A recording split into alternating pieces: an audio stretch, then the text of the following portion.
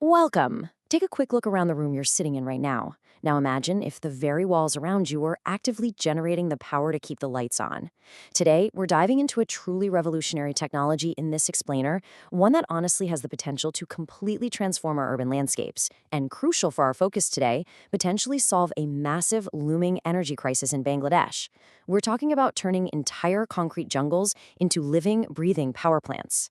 It is a fascinating subject, so let's get right into it. So here is our game plan for this explainer. We'll start by looking at Bangladesh's looming energy crisis, define what BIPV systems actually are, explore their different application categories, check out the bright potential specifically in Bangladesh, and finally unpack the roadblocks standing in the way of a solar future. All right, Section 1, Bangladesh's looming energy crisis. When we think about massive energy consumption, we usually picture, heavy industrial factories with giant smokestacks. But check out this data. The building sector, meaning the everyday homes, offices, and malls we spend all our time in, actually devours over 50% of the entire country's electricity. It is the single largest consumer, period. What that means is any serious attempt to solve energy issues absolutely has to address the very structures we live and work in. And here is the ticking clock. Currently, Bangladesh relies heavily on natural gas. It makes up about 54% of its total electricity production. But the current reserves? They're sitting at about 12 trillion cubic feet. Based on how fast demand is rising, that domestic natural gas output is projected to completely deplete in just 10 to 12 years. Just let that sink in for a second. 10 to 12 years.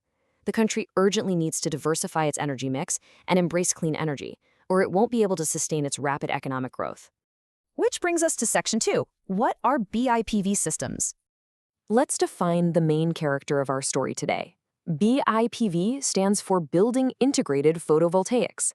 And listen, these aren't just those bulky traditional solar panels you bolt onto a roof after the house is built. No, BIPV systems actually replace conventional building materials. They are baked right into the exterior of the structure, so they are simultaneously acting as your weatherproofing, your noise barrier, the actual skin of the building, and an electrical power generator. They literally turn energy consumers into energy producers. And in practice, it looks absolutely incredible. Take a look at these beautiful, dark glass facades on commercial buildings. They just look like high-end, sleek, modern architecture, right? But those glass panes are actively capturing the sun's radiation and converting it into electricity.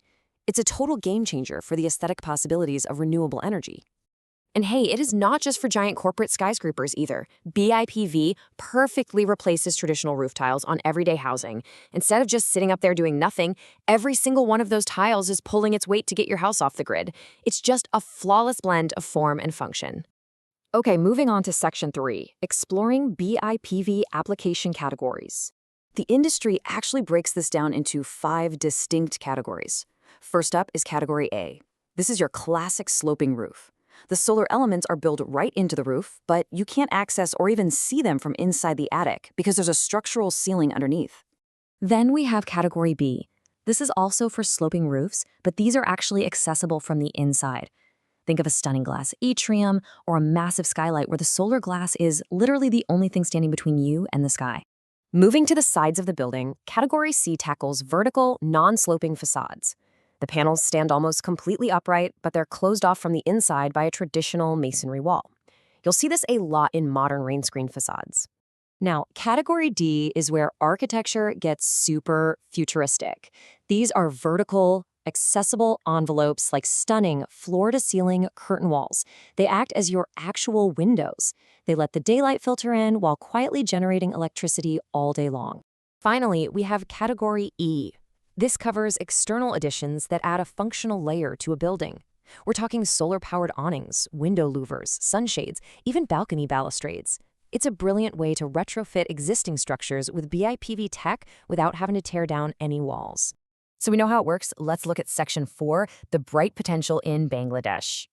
A really prime local example of this potential is the Eastern Bank Limited corporate headquarters in Dhaka. They went ahead and installed an amorphous silicon photovoltaic glass facade with a high degree of transparency. This 12.5 kilowatt peak system generates enough power to run 1,300 lights, and get this, it prevents a massive 15 tons of CO2 emissions every single year.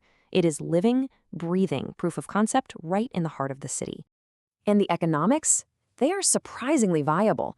Studies looking at a standard 20-story academic building in Bangladesh demonstrate that a BIPV facade system could generate a mind-blowing 386 megawatt-hours of electricity in its first year alone. Because land is so scarce in a densely populated country like Bangladesh, using vertical space is just genius. But the best part? The estimated payback period for this entire setup is just 4 years. 4 years! Regional climate definitely plays a role too, and the data clearly backs this up. Different regions yield different emission reductions. When they tested a photovoltaic ventilated double skin window, or PVVDS for short, Chittagong peaked at a massive 615 kilograms of CO2 saved annually. And that's just from a tiny window setup doing double duty, generating solar power on the outside while creating a ventilation gap that drastically lowers the building's AC costs. Dhaka and Rangpur follow closely behind. Which begs the question, if it's this amazing, why isn't every single high-rise in Dhaka completely wrapped in solar panels? That brings us to Section 5, roadblocks to a solar future. Well, first up, we've got the technical hurdle of energy conversion efficiency. Traditional monocrystalline silicon cells are highly efficient, hovering around 24%.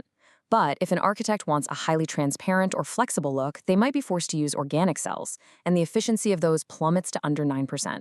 Plus, placing panels vertically on a wall rather than tilted perfectly towards the sun on a roof naturally reduces the energy you capture.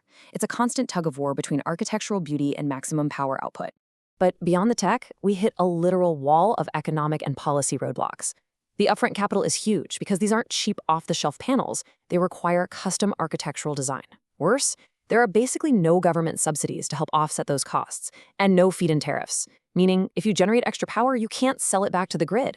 And honestly, the most shocking part, this tech is completely absent from the Bangladesh National Building Code. There's just a total void in health, safety, and integration standards. Which leaves us with this final, really provocative thought. The technology is clearly ready, the energy crisis absolutely demands an urgent alternative to natural gas, and the sun is shining freely on millions of square feet of concrete and glass every single day. But is the policy ready?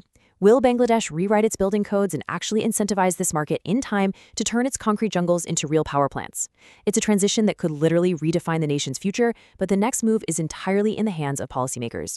Thank you so much for joining me on this explainer, and as always, keep questioning the world around you.